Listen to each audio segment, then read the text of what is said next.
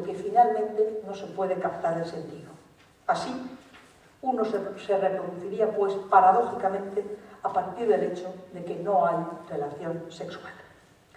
Si bien, precisamente porque la sexualidad no es instintiva, el deseo de reproducirse, como se constata cada vez más, y esto ya empieza a preocupar a los gobiernos, este deseo de reproducirse puede estar ausente. Las procreaciones que se realizan por don de esperma o de óvulo, las llamadas procreaciones heterólogas, introducen la cuestión de la alteridad. ¿Cómo pensarla? El don de esperma es clásico. Por ahí comenzó, por la inseminación artificial, las procreaciones asistidas, lo que no implica que no conserve una dimensión de impensable. ¿Qué representa ese donante anónimo o desconocido? Hay un problema que se plantea siempre a los padres, que es la cuestión de qué decirles a sus hijos para informarles de que han surgido de una donación. Surgen muchas preguntas, es fuente de turbación, de angustia, de muchas cosas. ¿Cómo decirlo? Por otra parte, hay que identificar al donante. Algunas leyes, como la suiza, obligan a ello. Se considera que es un maltrato no darle al niño esta información. Otras, como la francesa, prohíben al niño decir de quién es biológicamente. Se ve cómo ante estas cuestiones impensables se puede perder el norte, se puede estar desorientado. En todo caso, el hecho de identificar al donante puede funcionar como una falsa respuesta a la cuestión del origen, respecto de la cual, como vimos, no hay respuesta. El riesgo es tapar la pregunta con una respuesta a la que el sujeto puede quedar fijado de forma traumática. A propósito del don de esperma, además hay que tener una cuestión que es esencial, y es que ese donante, al que en algunas ocasiones, porque se han dado casos de chicos nacidos de una donación de esperma que quieren conocer al donante. Bien, ese donante hay que tener presente que está, si se le reencuentra, estaba en un proyecto de donación, no en un proyecto de procrear un hijo. Un donante de esperma no es un padre. Y en este sentido, la expresión padre biológico introduce una tremenda confusión. No se puede rebajar la función paterna a la del don de esperma. El padre es el padre del lazo, el padre del nombre transmitido, de las identificaciones, de la historia que se construye día a día con el hijo. Lo mismo cabe decir de la madre en el caso de la donación de óvulos. En ambos casos se ve hasta qué punto estas procreaciones médicas heterólogas, rompiendo el lazo biológico, revelan aún más que la paternidad o la maternidad son ante todo funciones simbólicas e imaginarias y no biológicas. No obstante, en muchas ocasiones se ve que para los propios padres o madres que han acudido a una donación de este tipo, puede pesar demasiado la realidad biológica de la donación. Es el caso de una mujer que ha concebido a su hija a través de una donación de óvulos y no puede evitar verla a través de este don. El óvulo no es de ella. Es una alteridad fundamental de la cual no puede desprenderse cuando mira a su hija. Ella ve y piensa a su hija como una extraña. El don de óvulos sobredetermina a esta hija en la interpretación que hace esta madre. Su hija, a su vez, parece vivirse también como extranjera a ella misma. En sus juegos pone en escena bebés extranjeros, bebés que desaparecen ante una madre indiferente. Se ve que estas biotecnologías desembocan sobre todo en una demasiada importancia de la realidad técnica de la procreación.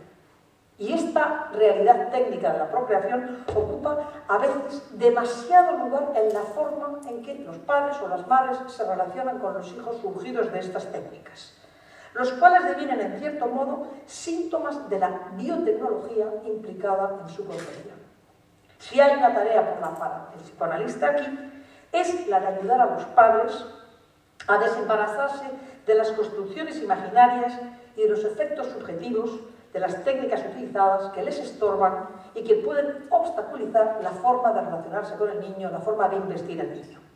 Por otro lado, del lado del niño, abrirle un espacio de imprevisibilidad.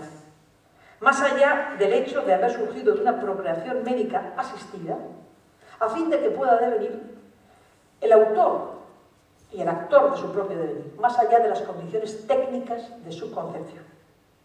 Como nos advierte Ansel Metz, que un niño haya sido concebido por procreación médica asistida no nos dice lo que él va a devenir ni qué sujeto se va a deducir de eso.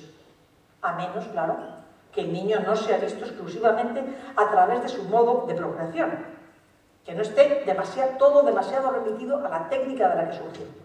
Es decir, que se trata de ir contra la tendencia de ver en las procreaciones médicas asistidas la causa de todo lo que deviene al sujeto. Todo lo que le pasa al sujeto tiene esta causa mecánica, y es que surgió de esta técnica.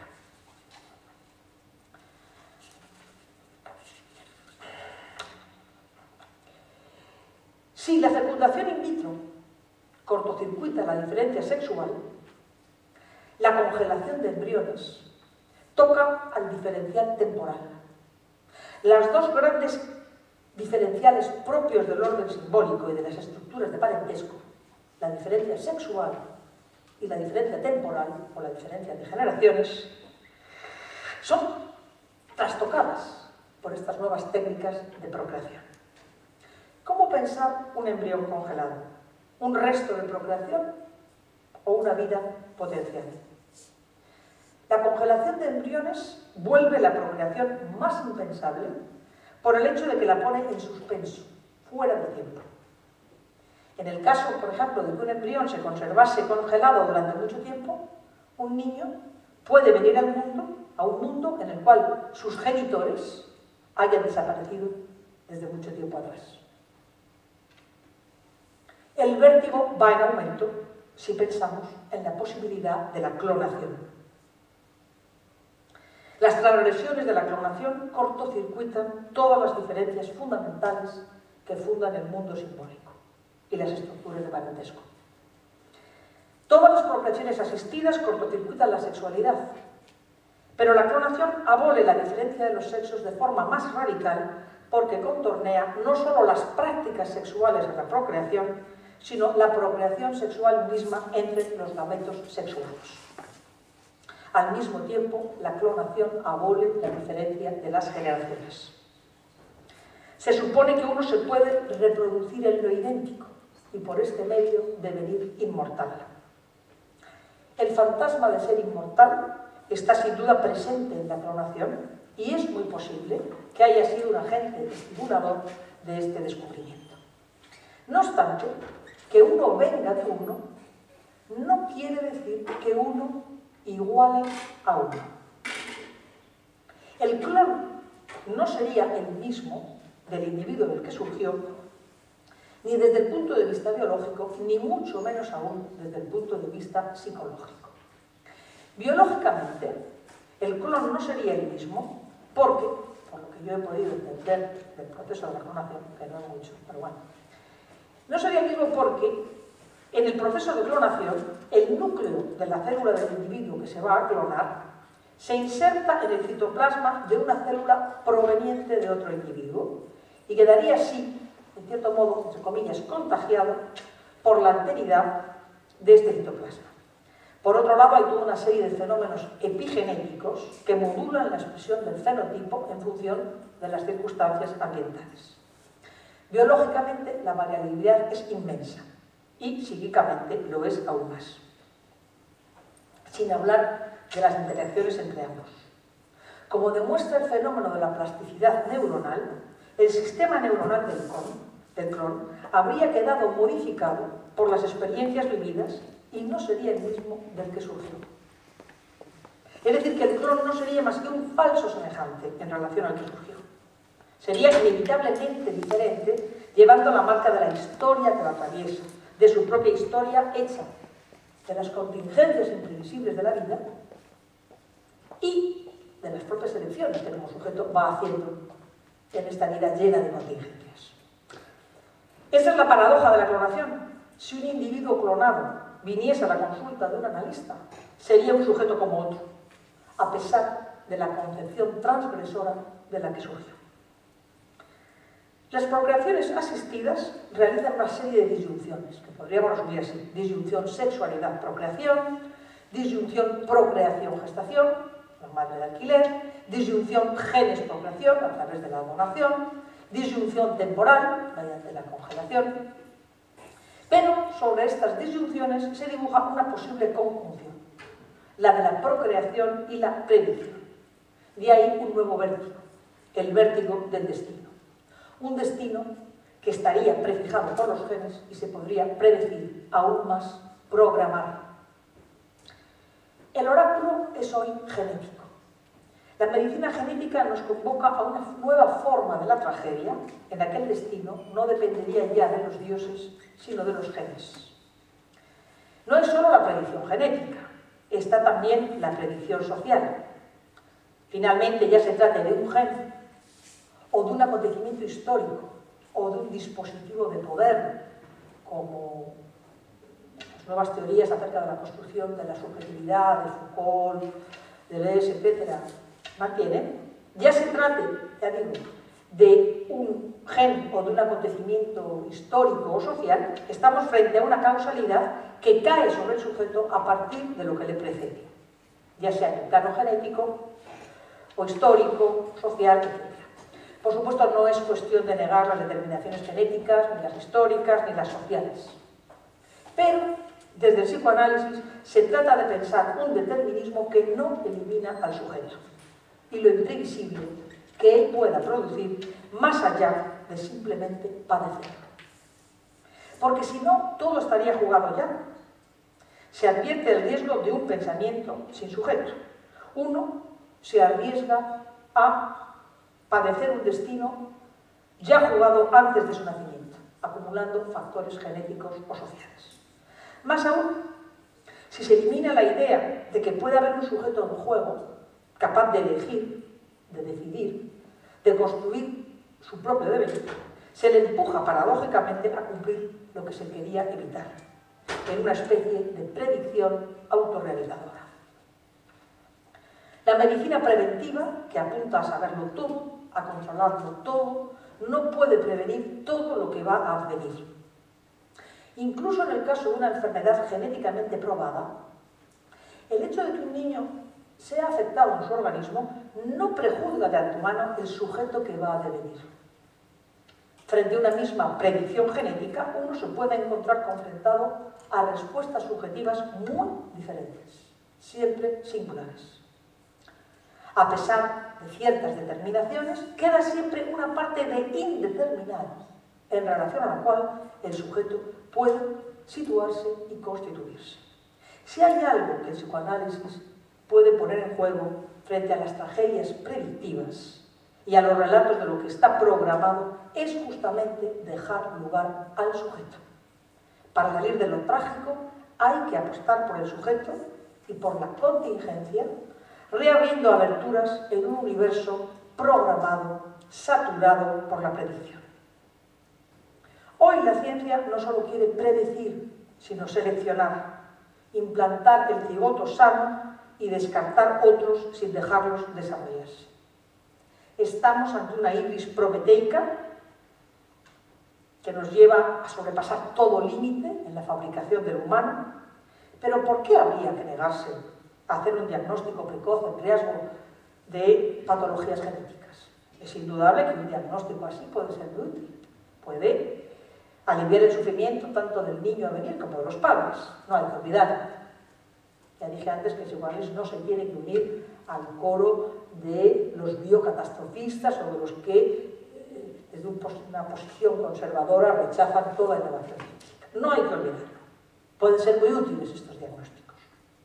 Sin embargo, también en estos diagnósticos puede haber todo tipo de excesos, como la elección del niño en función del sexo, sin excluir criterios de implantación, según estrategias eugenésicas y segregativas. Es decir, que toda elección que implique un niño programado está siempre en riesgo de proyectarnos en el mundo Félix de Hartley, un niño programado para satisfacer las expectativas de los padres o de la sociedad, en vez de un niño aceptado de entrada tal como era, más allá de la tiranía, del narcisismo parental o de de los ideales sociales. Aunque por supuesto hay que estar advertido frente a estos riesgos, no todo es tan simple. Imaginar que todo puede encadenarse fatalmente sobre la base de un preprograma es demasiado reductor. Tales visiones catastrofistas, como señala Anselmet, que cité antes, son fruto de un pensamiento que no deja lugar al sujeto. Más allá de todo control, de todo programa, de toda predicción, el azar puede y la contingencia pueden retornar de múltiples maneras. Por supuesto, en el interior de la propia biología, a través de los fenómenos de la inestabilidad genética, de los procesos epigenéticos y, por supuesto, en la vida misma. La vida misma está siempre llena de contingencias imprevisibles y, además, están las elecciones del sujeto, que también son imprevisibles y que pueden ir más allá de todo programa preestablecido por los genes o por cualquier otro determinismo. Es decir, que cada uno puede extraerse de lo que está programado, construyendo, según su deseo, un devenir que no se deja tomar en un determinismo, en las redes, encarcelarse, si se quiere, en las redes de un determinismo cerrado. Más allá de dejarse llevar por el vértigo, ya sea el vértigo del origen o el vértigo del devenir, se trata de apostar por el sujeto, ofreciéndole la posibilidad de no ser deductible de lo que era. Uno puede quedar atraído por el vértigo, gozar de él. El vértigo puede devenir un tipo de goce particular. Por ejemplo, en cuanto a lo que decíamos antes del vértigo del origen, el riesgo de estas procreaciones asistidas es el de quedar tan fijado a esta cuestión del origen, de la modalidad técnica de la procreación, que se remite a esta todo lo que se manifiesta después. Es decir, se hace de ella una causa para todo uso. Se remite toda historia ulterior a este acontecimiento de origen. Y esto significa, entrar en una visión tal, significa excluir el hecho de que hay un sujeto que es el actor y el autor de su propio devenir, siempre impredecible. Si la cuestión del origen topa con lo representable, la cuestión del devenir topa con lo impredecible. El devenir, como ya he dicho, está sometido, por un lado, a las contingencias de la vida, siempre imprevisibles, respecto a las cuales le queda al sujeto decidir. Ahora bien, este no siempre es consciente de las contingencias que se ofrecen a él, ni de las elecciones que hace. Ciertas elecciones entran en juego desde el inconsciente. El sujeto no es dueño de lo que le pasa ni de lo que hace. Todo puede jugarse sin que él lo sepa desde esa otra escena que es el inconsciente. Pero al mismo tiempo siempre tiene la posibilidad de reinventarse más allá de las determinaciones. Contra lo que puede pensarse, y esto es muy importante, el psicoanálisis no es un determinismo. Desde su perspectiva, la dialéctica subjetiva siempre está tomada entre determinismo y libertad. A buen seguro, hay determinaciones que tienen todo su peso, pero el sujeto, siempre único y específico, introduce por sí mismo una discontinuidad en el determinismo, un agujero que abre a la singularidad, al cambio, al impredecible. Más allá de toda determinación inconsciente, el inconsciente también tiene que ver con la discontinuidad. Y es así que Lacan diferencia entre dos registros del inconsciente.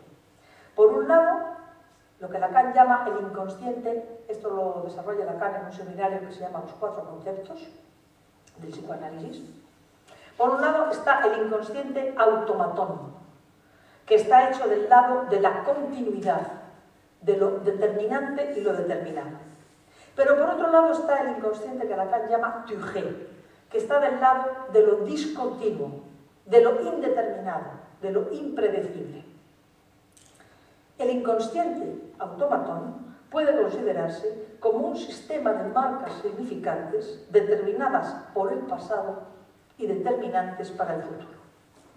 Pero respecto a estas marcas, el sujeto puede elegir cómo situarse frente a ellas. Y aquí aparece la otra vertiente del inconsciente. El inconsciente como Tugen. El inconsciente Tugen es el inconsciente en juego de lo que no está determinado, o de lo que entre la causa y el efecto introduce una llancia, un agujero, cierta cosa que hace vacilar la relación mecánica entre causa y efecto y que va hacia lo imprevisible, hacia lo nuevo. El trayecto de una experiencia analítica permite constatar que entre lo que era y lo que será hay siempre una brecha abierta, propicia a lo inesperado, de la que se puede hacer uso para permitir al sujeto no hacer de sus condiciones de origen un destino. Esta es, en suma, la apuesta ética del psicoanálisis frente a la exclusión del sujeto operada por el cientificismo determinista. Y aquí ya concluyo.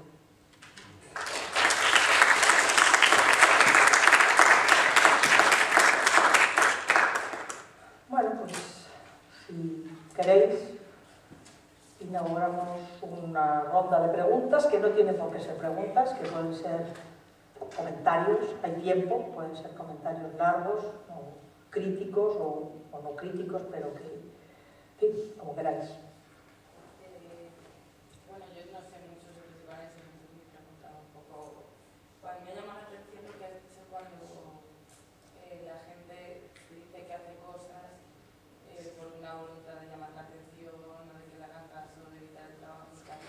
Entonces, la posición del psicoanálisis respecto a una voluntad consciente de la persona, ¿cuál es? ¿Que siempre hay algo detrás o realmente existe una conciencia? ¿Alguien puede hacer algo conscientemente por no ir a trabajar? Sí, por supuesto, alguien puede hacer algo conscientemente por no ir a trabajar. Es lo que Freud llamaba el beneficio secundario del síntoma. Pero reducir el síntoma al beneficio secundario es justamente negar la dimensión inconsciente, no sabida del síntoma. Es decir, más allá de que el sujeto saque un beneficio, por ejemplo, no ir a trabajar, cuando tiene una patología, por ejemplo, histérica, esto no quiere decir que la causa de su patología sea este interés, este beneficio secundario que extrae del síntoma. Esto es, digamos, un aspecto secundario. El aspecto fundamental es que el sujeto, a través de su sufrimiento sintomático, quiere expresar, entre comillas, expresa sin saberlo a través de su sufrimiento. Que además puede estar conscientemente en la voluntad de librarse del trabajo, sí, puede ser, no hay que excluirlo.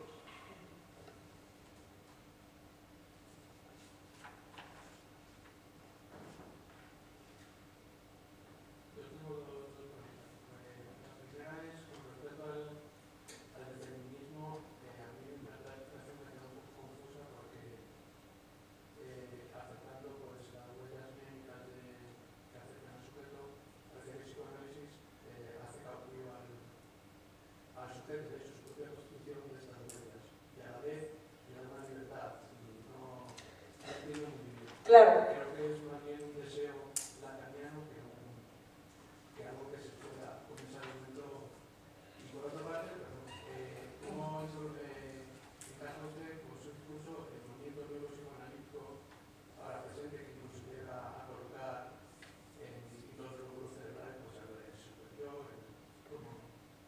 Bueno, dos preguntas. Vamos a ver, las dos muy interesantes y muy difíciles de contestar al principio, muy interesantes. No sé si voy a saber contestar, pero bueno. La cuestión del determinismo no te ha quedado clara. Es verdad que es una paradoja, porque por un lado Freud es determinista. Freud piensa que las marcas inconscientes determinan al sujeto sin que él lo sepa. Eso no se puede negar. Pero al mismo tiempo hay una apuesta ética que tú me puedes decir es un problema de deseo. Puede ser. Es el deseo del analista, puede decirse también. Hay una apuesta ética, que es la de que, más allá de lo que el sujeto está determinado desde su inconsciente, siempre tiene la posibilidad, atención, adviniendo a cómo él ha sido determinado, sin saberlo, por esas marcas, pueda rectificar esa determinación. Un análisis, en cierto modo, es esto. Es abrirse a lo que uno es en tanto que sujeto, digamos, determinado por las determinaciones inconscientes para, a su vez, poder modificarlas. Es decir, que hay que... Por eso digo que es una dialéctica difícil de... ¿Perdón?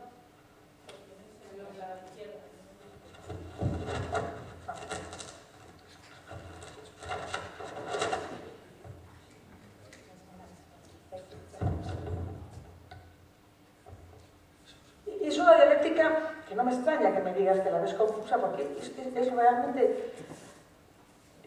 es compleja, pero es que es imprescindible para que pueda tener, digamos, un lugar la práctica misma del psicoanálisis.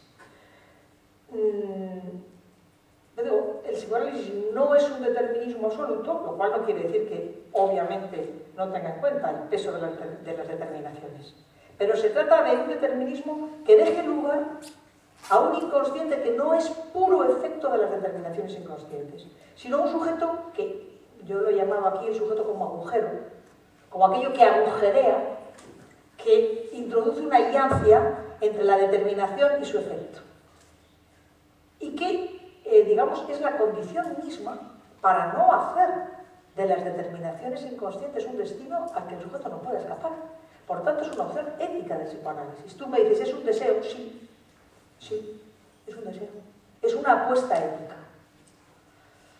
Puedes decir, no creo en esta apuesta ética. Bien.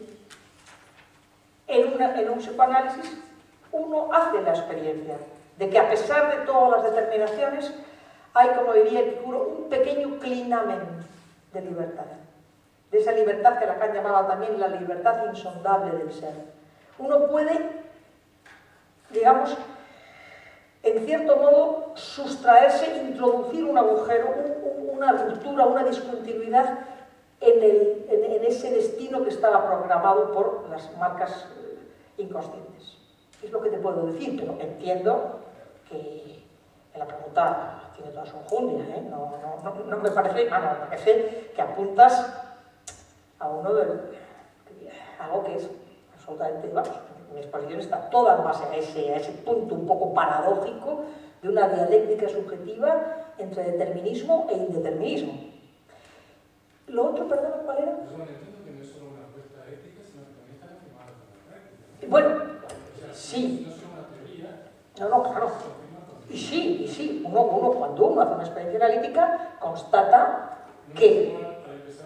No, y uno constata que, de alguna manera, a pesar de las determinaciones que le han venido del otro, por ejemplo, del discurso parental, un montón de cosas que han, de alguna manera, determinado lo que va a ser la existencia de este sujeto, uno puede cambiar la posición que había adoptado sin saberlo respecto a estas marcas que le vienen, por ejemplo, del discurso de los padres. Y eso se constata en el análisis, y eso produce cambios subjetivos en el análisis. Lo que pasa es que, claro, para creer en esto hay que hacer la experiencia de un análisis, porque él puede decir, eso es una cuestión de deseo, y yo no puedo objetar demasiado. No puedo objetar demasiado. Había una segunda pregunta. Sí, la segunda era, más bien, su opinión sobre el movimiento del neuropsicoanálisis, que pues, incluso hace localizaciones las tópicas freudianas, incluso las intenta localizar cerebralmente conforme a los hallazgos del neurocontrolador. Bueno, mira, yo no conozco mucho el tema de los intentos de fundamentar el psicoanálisis desde el punto de vista de las neurociencias. Me parecen muy interesantes. He aludido a cómo algunos descubrimientos de las neurociencias, lejos de, digamos, desautorizar el psicoanálisis, demuestran su postulado fundamental, que es que el lenguaje tiene efectos sobre el cuerpo y en concreto sobre el cerebro. Ahora, esto significa que pueda reducirse, digamos, estrecharse tanto el campo de las neurociencias y el psicoanálisis que digamos, lleguen a unirse tanto que formen un mismo cuerpo de conocimientos. Yo creo que no. Yo creo que entre neurociencia y psicoanálisis cada uno tiene su espacio propio.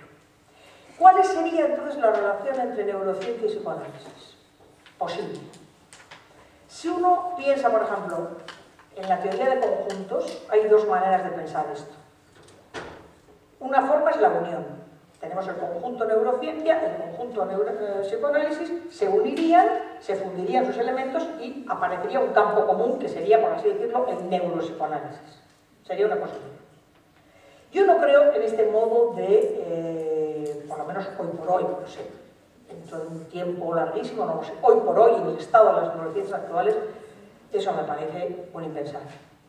Sí creo que puede haber campos de conexión, de intersección. Entonces, no se trata tanto para mí de una unión entre neurología y psicoanálisis, o entre neurociencias y psicoanálisis, como de una intersección entre neurociencias y psicoanálisis, donde hay ciertos elementos comunes, ciertos puntos de intersección, pero a la vez donde cada uno tiene su espacio propio y específico. Esto es lo que te podría decir dentro de lo que yo pueda conocer del campo de la neurociencia, que no es mucho, y dentro de lo que creo que es el estado actual.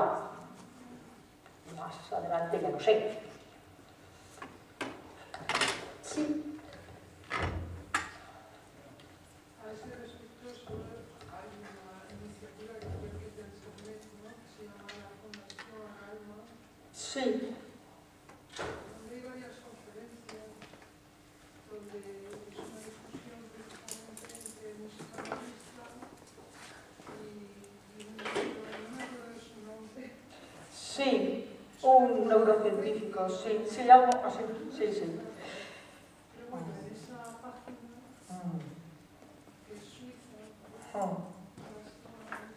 sí, la posición de Anselmet me parece que está un poco del lado de la, no de la fusión entre neurociencia y psicoanálisis, tampoco de la completa separación, sino más bien de encontrar lugares de intersección y al mismo tiempo campos específicos de cada sitio. Hay algunos psicoanalistas que rechazan completamente la idea de un... Y hay otros que todo lo contrario, que piensan que verdaderamente se puede llegar a una especie de campo común, que sería...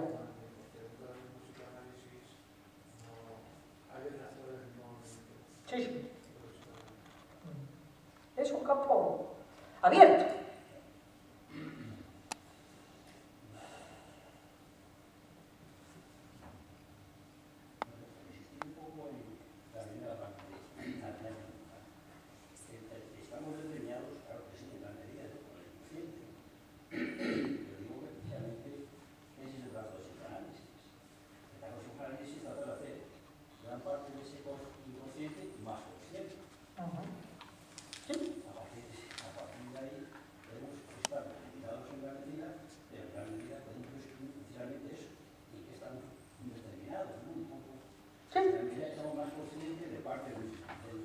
Sí.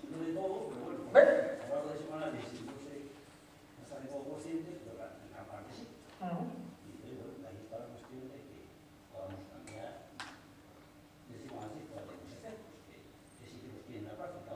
Un cambio que por supuesto es un cambio con sus limitaciones. El psicoanálisis no hace al hombre nuevo, no lo hace, ¿no? A veces hay cambios muy significativos, por supuesto, que alivian el sufrimiento del sujeto, sin lugar a dudas. Entonces, ¿desde el psicoanálisis habría alguna parte en la que se considera sujeto incurable? O donde no pueda entrar o diga hasta aquí es donde llega mi... Sí, sí lo hay. Sí, hay una parte... voy a hacer una especie de lineamiento muy rápido de lo que es la evolución de la concepción del síntoma en concreto en la enseñanza. También está en Freud, pero bueno, voy a ir directamente a Lacan. Digamos que hay un primer Lacan, que yo llamaría el Lacan optimista, que es el Lacan que piensa que en la medida en que el síntoma es un lenguaje, todo él es un lenguaje, es susceptible, estas formaciones sintomáticas son susceptibles de ser interpretadas en la experiencia analítica sin resto. Con lo cual, digamos, estamos en lo que podemos llamar el Lacan más confiado en el poder simbólico de la palabra. El Lacan que podemos decir más ilustrado y más optimista también. Pero, a medida que Lacan va desarrollando su teoría, se acerca también a algo que el propio Freud vio, y es que los poderes de la palabra, el poder que tiene lo simbólico, la palabra, sobre el sujeto y sobre el sufrimiento es limitado. No todo, digamos, aquello de lo que el sujeto padece es susceptible de ser interpretado. Hay un resto que escapa a la interpretación. Hay un resto que escapa al poder simbólico de la palabra. Este resto es lo que Lacan llama lo real. Lo real en cuanto que escapa a lo simbólico. Claro, en la medida en que hay algo de lo real que escapa a lo simbólico, ¿qué se hace con esto? Esto que escapa a lo simbólico, Lacan lo conceptualiza también con el término de goce. El goce tiene algo que ver con esto que dije al principio, de que el sujeto, en cierto modo, está implicado en su sufrimiento, que el sujeto lo quiere. Entonces, hay un punto en que las interpretaciones que transcurren en la experiencia analítica topan con un límite, donde el sujeto no solo no cambia, sino que a veces incluso pasa por lo que Freud llamaba la reacción terapéutica negativa. El malestar no solo no se tal, sino que a veces incluso puede agudizarse. Hay un punto, podemos decir, de incurable. Freud era consciente de esto y Lacan lo es. Y hay que decir que cuanto más Lacan avanza en su enseñanza, más pesimista se vuelve. En el sentido de que más es consciente de los límites que tiene la palabra para curar el sufrimiento o para modificar la relación del sujeto con su goce. Pero, sin embargo, esto no implica, y todo esto nos llevaría, no sé si lo habéis visto en alguna otra conferencia o no, esto no implica que con ese incurable no haya nada que hacer. Se trata de ver cuando cuando determinadas, por favor, experiencias de goce no pueden ser modificadas por la palabra, ¿qué se puede hacer con ese resto de goce en el sujeto ineliminable? Y ahí Lacan propone distintas maneras de hacer con esto que le llevan a una concepción nueva del síntoma, que ya no llama él síntoma, sino que lo nombra con una grafía nueva, que es la grafía antigua griega de síntoma, con una H intercalada. Bueno, desarrollar esto sería muy largo, muy complejo.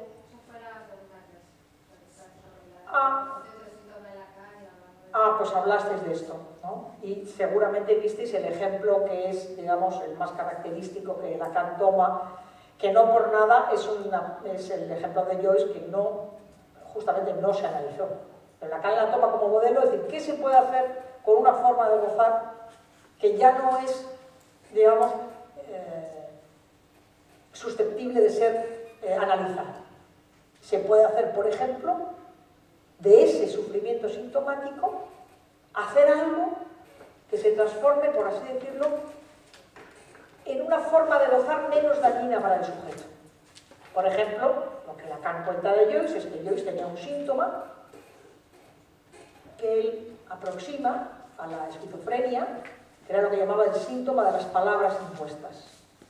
Y que para esto, para Joyce, esta relación con el lenguaje, de alguna forma parecida a lo que le ocurre al sujeto esquizofrénico con las palabras, que lo hacen sufrir, pudo con ese sufrimiento, con ese goce, hacer otra cosa que simplemente padecerlo, que fue escribir Firegansonic. Es una forma de hacer con eso incurable del goce del síntoma. Hay muchas otras. Este es el ejemplo que siempre tomamos porque es como el más claro. Hay muchas otras que, por decirlo rápidamente, son más modestas y accesibles a a cada sujeto. Cada uno tiene que encontrar la forma de hacer con eso del síntoma que no puede ser curado por el poder simbólico de la palabra. Esto es un poquito, pero bueno, ha habido una clase, entonces... Aprovechando, te quiero preguntar, eso que no se puede simbolizar va directamente al cuerpo, ¿no? Sí, sí. Teniendo en cuenta que además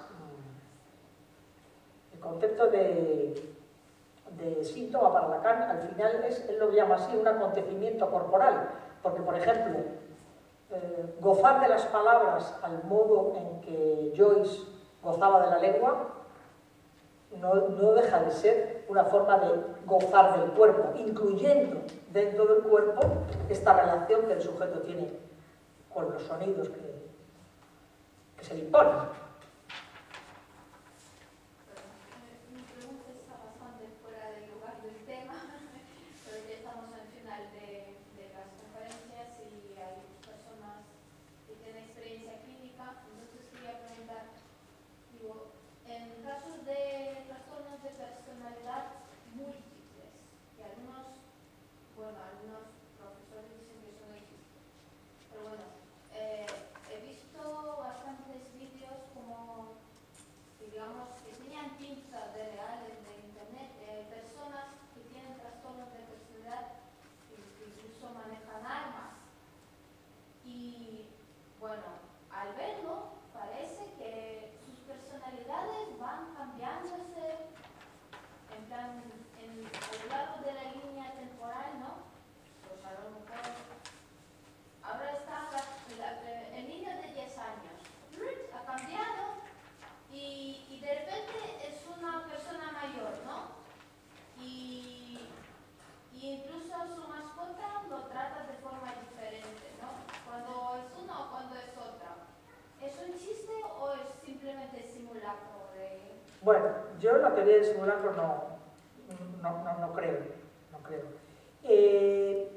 Habría que ver, no sé a qué vídeos te refieres.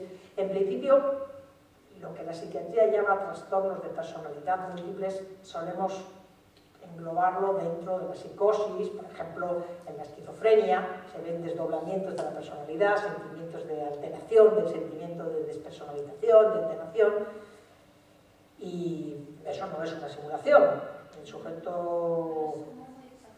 Bueno, no sé, no he visto esos vídeos, y no te puedo... Sobre esos vídeos no me puedo pronunciar porque no los he visto. Pero, es decir, los trastornos de alteración de la personalidad, como podemos encontrar de forma más, más paradigmática en la esquizofrenia, no son simulaciones. Para nada. Es un sufrimiento que el sujeto padece en lo real. Tampoco es de pensar, ¿no? Son trastornos de la percepción, que para el sujeto que lo padece eso es una percepción equivocada. Para él ese sufrimiento es real, aunque desde el punto de vista del que está sano eso puede parecer una percepción equivocada, pero para el sujeto que lo padece eso es absolutamente real. Cuando un sujeto esquizofrénico te dice que su cabeza le cuelga debajo de los hombros, tú le puedes decir que es una percepción equivocada, pero harás muy mal en decírselo.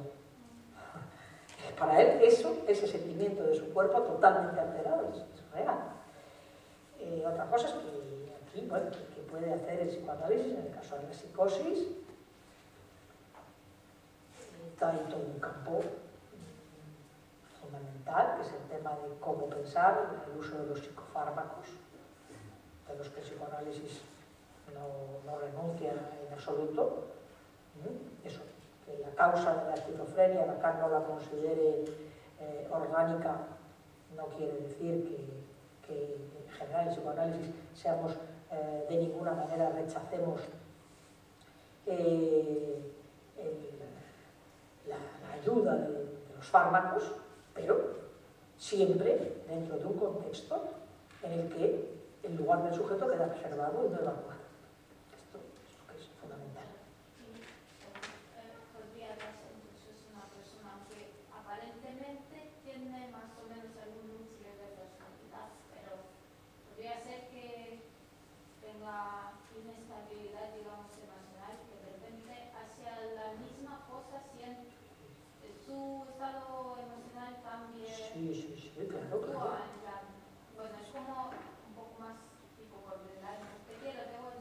Sí, Bueno, sí, me da igual. sí, pero por supuesto que está lo que ahora se llama trastorno bipolar, que antes se llamaba psicosis maníaco-depresiva. De todas formas, las alteraciones en el estado de ánimo no hace falta en el campo de la psicosis. El te quiero, te odio no es patrimonio exclusivo de la psicosis, es más bien constitutivo de la relación del ser humano con el otro. Ningún efecto causa desde fuera, simplemente que la persona está cambiando. Bueno, en cada sujeto hay que ver por qué se dan esas alteraciones. En cada sujeto, en el psicoanálisis hay una, digamos, posición de partida fundamental y es el uno por uno. Es decir, nosotros podemos distinguir ciertas categorías diagnósticas, neurosis, psicosis, esquizofrenia, neurosis obsesiva, histeria, pero al final lo que importa es en cada sujeto cómo se manifiesta, digamos, el síntoma, el sufrimiento, más allá de todo diagnóstico, digamos, clasificatorio. Y para cada sujeto, su forma, digamos, de sufrimiento sintomática es singular y hay que estar muy atentos a eso. Y cada sujeto se encuentra, cada sujeto tiene que inventar su forma particular de, digamos, su solución particular a ese sufrimiento sintomático que le invade. Y no hay un válido para todos. No, el campo de la subjetividad en psicoanálisis siempre es singular, no es universalizable. En esto tampoco el psicoanálisis es una ciencia. La ciencia, evidentemente, apunta a soluciones universales. El psicoanálisis apunta a lo que en cada sujeto, digamos, queda por fuera de lo universal. Es siempre un singular que, bueno, podemos utilizar, sin duda alguna, categorías generales, pero sin que esto nos lleve a aplastar la dimensión siempre singular que el sufrimiento y el síntoma tienen en cada sujeto. Esto es esencial en el psicoanálisis. Hace un momento tú cuando te referías, hablabas del cientificismo, decías que de cierta manera la física o la matemática son como ciencias que de cierta manera tienen una envidia, como algo parecido a la envidia del pene. Era una broma. Claro, eso es como Bueno, era una broma. Era una broma, ¿no? Te referías como para comparar esa brecha o pelea entre las ciencias y el psicoanálisis, por así decirlo. Bueno, me refería más bien no a la ciencia, sino al cientificismo. El cientificismo, en cuanto que es un intento de emular los métodos de la ciencia, parece que tuviera envidia de la ciencia. Y como Freud hablaba de la envidia del pene en las mujeres, pues yo hablaba de la envidia de la física en el cientificismo, ¿no? No sé si los cientificistas tienen envidia del pene. Las cientificistas mujeres, si además tienen envidia del pene, eso no lo sé. Tengo una punta de eso, es que creo que es precisamente lo que pasa, no al psicoanálisis, sino a la psicología en general, sobre todo lo que se ve que al final parece que queremos que todo, cuando sería lo peor que le podría pasar a la psicología, que todo fuera causa-efecto, si es que nos quedaríamos sin nada. Pero Nos quedaríamos sin nada. Sin sin nada que hacer, por lo menos. Sí, tenemos envidia de la ciencia que es matemática, que es exacta, parece que intentamos demostrar todo el rato que nosotros podemos llegar a ser así, cuando ese no debería ser el camino de la psicología para nada. Por eso surgió el psicoanálisis, justamente porque cuando el psicoanálisis surge en la época de Freud, los planteamientos cientificistas en la psicología ya están, con Wundt y demás. Freud tomó otra vía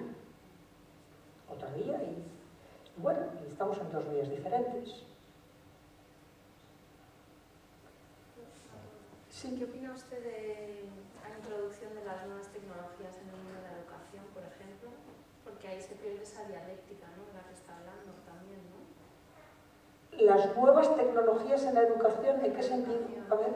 Pues la eliminación de los libros de texto, por ejemplo. ¿La eliminación de qué? De los libros de texto. Ah. El trabajar desde desde que son muy pequeños, desde los 3 años, con pantallas digitales, por todo, ¿no? Por todo lo importante de la dialéctica de la que está hablando, ¿no? Hombre, trabajar con pantallas digitales no prejuzga que un niño, en el niño vaya a quedar eliminada la dimensión de la subjetividad. Se puede hacer un mal uso de la introducción de las nuevas tecnologías en la educación, pero digo lo mismo, no hay que tener posiciones, quiero decir, uno puede ser perfectamente creativo utilizando la pantalla del ordenador como leyendo un libro en el sentido más tradicional de la palabra.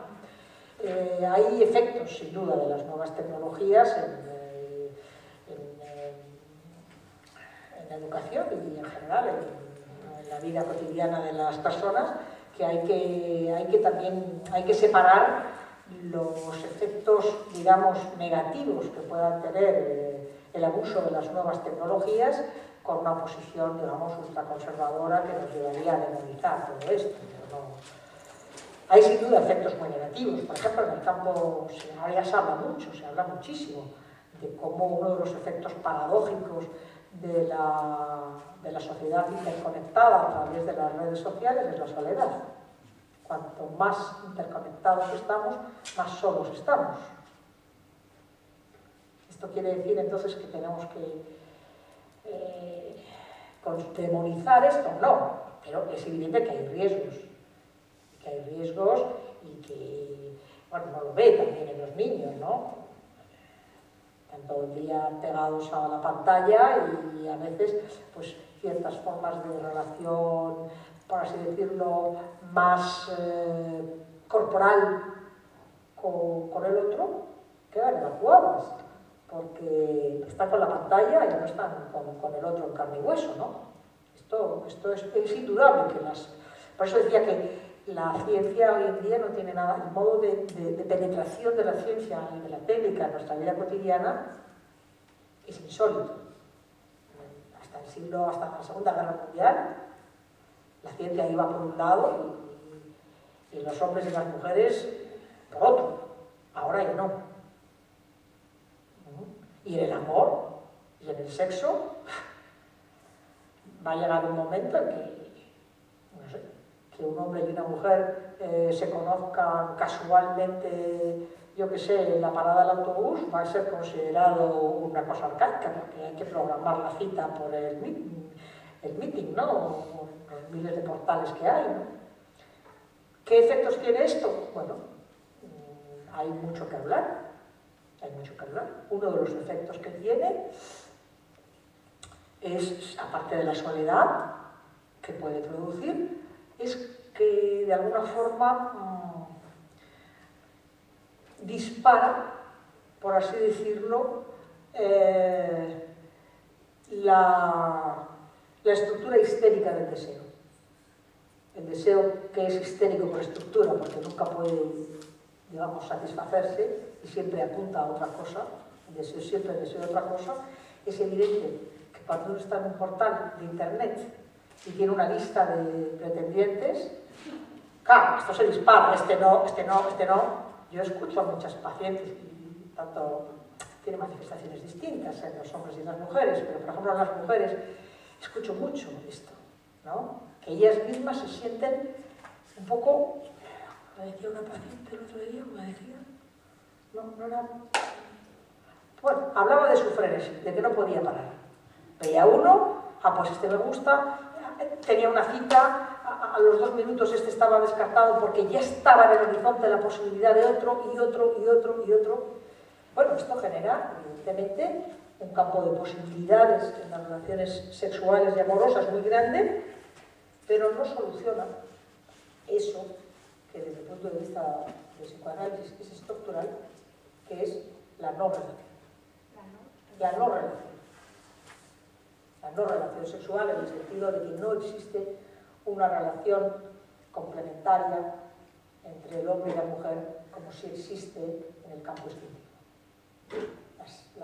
Más bien, las nuevas tecnologías en el campo del sexo y del amor alimentan la ilusión de que eso es posible, pero uno tropieza una y otra vez, pese a esta oferta inmensa de posibles parteners que ofrece Internet, tropieza una y otra vez con el muro de la no relación.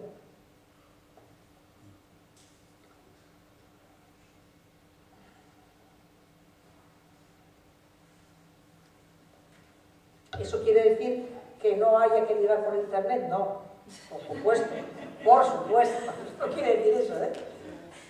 Conozco gente que ha ligado por Internet y no le va peor a otra que ha ligado, yo qué sé, en la universidad, por ejemplo, o yo qué sé, no sé.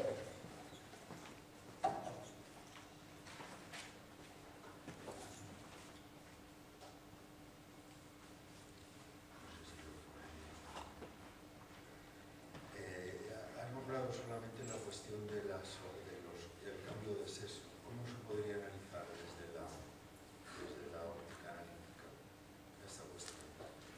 ¿El cambio de sexo? Operaciones de cambio de sexo. Quiero decir, es complicado,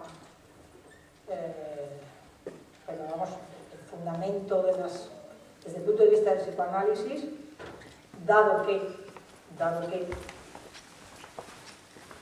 no hay una correspondencia, porque justamente la sexualidad no es un instinto, no hay una determinación, es decir, como Freud decía, hay una Spaltung, una llancia entre lo que es la sexualidad a nivel anatómico y lo que es la sexualidad a nivel psíquico. En todos los seres hablantes, la sexualidad biológica no determina la sexualidad psíquica. Uno puede nacer con un cuerpo de hombre o de mujer y efectivamente no identificarse, no sentirse hombre o mujer. Esta escisión entre la sexualidad anatómica y la sexualidad psíquica es constitutiva del ser hablante. Evidentemente, en todo esto hay también diferencias. El caso límite de una escisión radical entre la sexualidad a nivel psíquico y a nivel anatómica nos la da evidentemente el transexual, quien dice: la anatomía conmigo ha cometido una equivocación y ahora la ciencia, a ese sentimiento de profunda, digamos, separación entre el nivel psíquico de la sexualidad y el nivel anatómico, la ciencia ahora puede responder a demanda, cosa que antes no podía responder. Queda la cuestión de qué pasa cuando la ciencia responde a esta demanda de cambio de sexo, si eso soluciona para cada sujeto esta llancia. Yo creo que esto hay que verlo en cada caso. Pero evidentemente, la llancia que existe siempre entre la sexualidad anatómica y la sexualidad a nivel psíquico no se va a quitar necesariamente con una operación. Porque esa llancia, como digo, es constitutiva del ser hablante. Uno puede ser mujer anatómicamente y sin llegar a estos casos extremos, sentirse hombre. Es lo que ocurre habitualmente en los sujetos histéricos. Son mujeres y se sienten hombres, o están identificados al deseo masculino. Quiero decir que esta llancia es constitutiva del ser hablante. Que pretender que la técnica pueda curar esta llancia me parece, fíjate, me parece caer en un biologicismo. Me parece creer que modificando la anatomía uno modificaría esa llancia. Habría que ver en cada caso. Tampoco es que haya que decir, entonces nunca hay que responder a la demanda de cambio de sexo. No se trata de esto, habría que ver en cada caso. Pero en principio la idea de que todo se resuelve cambiando la anatomía, de que esta llancia se resuelve cambiando la anatomía, me parece en cierto modo un biologicismo, personalmente. Pero bueno, habría que ver en cada caso qué efectos tiene. Y seguramente no tienen los mismos en todos los sujetos. Seguramente para algunos sujetos el cambio de sexo puede tener unos efectos de alivio y para otros pueden ser catastróficos. Habría que ver en el uno por uno. Andersen.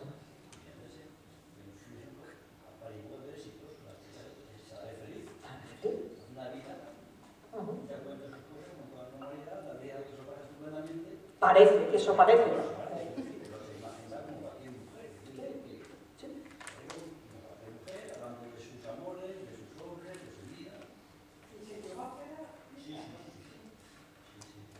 Por eso digo, aquí hay que ser muy cautelosos. Y los efectos que las operaciones de cambio de sexo puedan tener en cada sujeto, me parece que, bueno, como en general, todas las técnicas, las biotecnologías, hay que ir en el uno por uno. Ni se puede demonizar